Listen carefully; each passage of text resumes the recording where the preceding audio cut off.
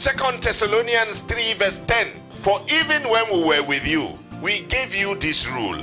If a man will not work, he shall not eat. And the scriptures from the beginning gave man work before man fell.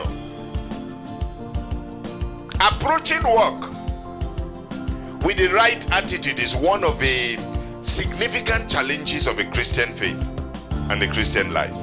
There is this often made statement by Christians that, well, work is cursed because of the original sin of Adam. Nothing can be further from the truth. Work is not cursed.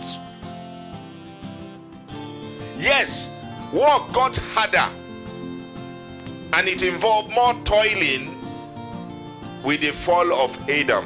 But work was originally part of the purpose of God for man.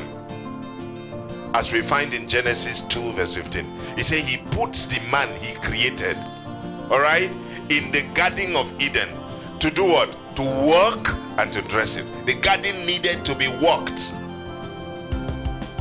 Without work, it is impossible to fulfill the main purpose God put man on the earth. And what was the main purpose? Genesis 1:28. Be fruitful and multiply and replenish the earth and subdue it and have dominion. How do you become fruitful without working? All our pilot scriptures point to the fact that God uses work to establish his purpose in our lives and in the world. Everything that you see on earth today that you admire and that is beautiful is made possible by men who worked. Not just men who prayed. In fact, when you pray, God opens your eye to what you should work. So you cross your leg in the morning and say we are praying and you do no work. Hunger will kill you. This is not a curse. It is the reality. God himself worked and is still working. By the seventh day, God had finished the work he was doing.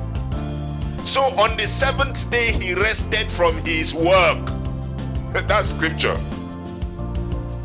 In Isaiah chapter 64 verse 8, if you open that scripture, you find that God says that we are the work of his hands. You and I, we are the work of God's hand. That is God working. Work is a pathway to independence and dignity. If you don't work, you will never be independent. In fact, when you reach the age of accountability and you begin to work, what happens is that you become free from other people who tell you what to do at every point because they feed you. One of the most difficult things to do for a man especially is to lean on somebody because the person is feeding you. And that's why the Apostle Paul says, if a man will not work, he should not eat. There is dignity in labor, and it is godly, and it is holy. Work is holy. Paid work helps to put food on the table.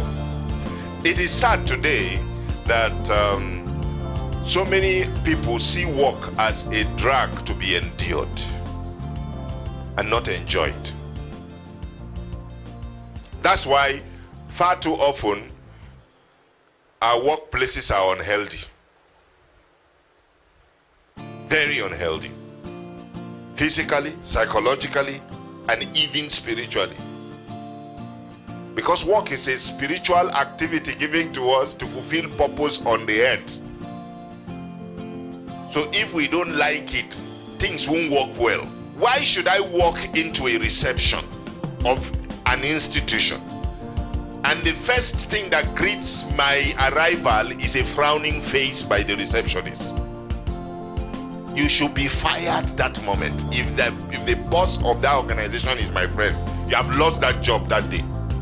Frowning, Anybody walking into an open office is a potential money earner for the organization, and the person should be treated with respect, with dignity, and with honor.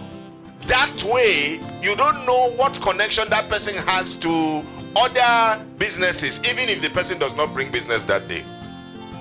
People should come into your workplace and they should want to come back again. The workplace is not a mourning center, it's not a mortuary. It should be celebrative, because work is the only way we can fulfill destiny. Reward from discovering the God-designed assignment for us through work, whether it is paid or unpaid, is much more worth than the effort. The reward is much more worthy of celebration than the effort. Because in work you have to sweat. Some people don't want sweat. Some people don't want stress. But work is also stress. And if you don't stress yourself, you don't stretch. And if you don't stretch, you don't earn. Don't hate work, love it. I love work.